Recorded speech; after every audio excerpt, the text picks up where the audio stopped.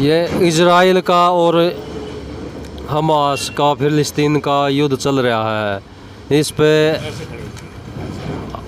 आज के जो सरकार है इसका स्टैंड इजराइल की तरफ देखा जा रहा है। मोदी खुले तौर पर इजराइल का समर्थन कर रहा है।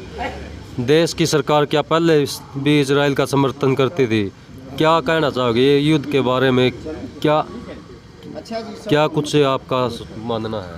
सबसे पहले तो मेरा ये कहना है कि युद्ध जो है कहीं भी उसको ठीक नहीं ठहराया जा सकता। जितने भी युद्ध हुए हैं वो सब में जनता का ही नुकसान हुआ है। दूसरी बात है इस युद्ध की, ये जो इजराइल है, इजराइल लगातार 1946 से लेके जितने बार भी लड़ाइयाँ हुई है उसने हमेशा गाजा पट्टी और ये जो फिलिस्तीन का इलाका इस पर कब्जे किए हैं। ये साम्राज्यवाद की पॉलिसी है, उसी के तहत काम कर रहा है। और इजराइल की कोई औकात नहीं कि वो कब्जे कर ले, उसके पीछे अमेरिका है और अमेरिका अपने हथियार बेचता है। दुनिया के 43% हथियार अमेरिका अकेला बेच रहा है।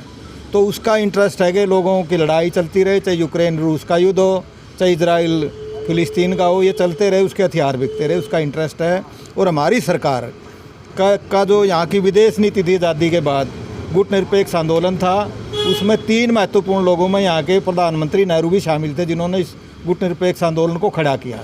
उससे बदल के विदेश नीति बदली है और बेशर्मी से इन्होंने युद्ध का अमेरिका से भी पहले इन्होंने इजराइल की सपोर्ट में बोले हैं। हालांकि बाद में जो विदेश मंत्री उसने थोड़ा पलटी खाई है, अब राहत सामग्री भी भेज रहे हैं, लेकिन कुल मिला के भारत की जो विदेश नीति थी उसको बिल्कुल उन्होंने बदल दिया है।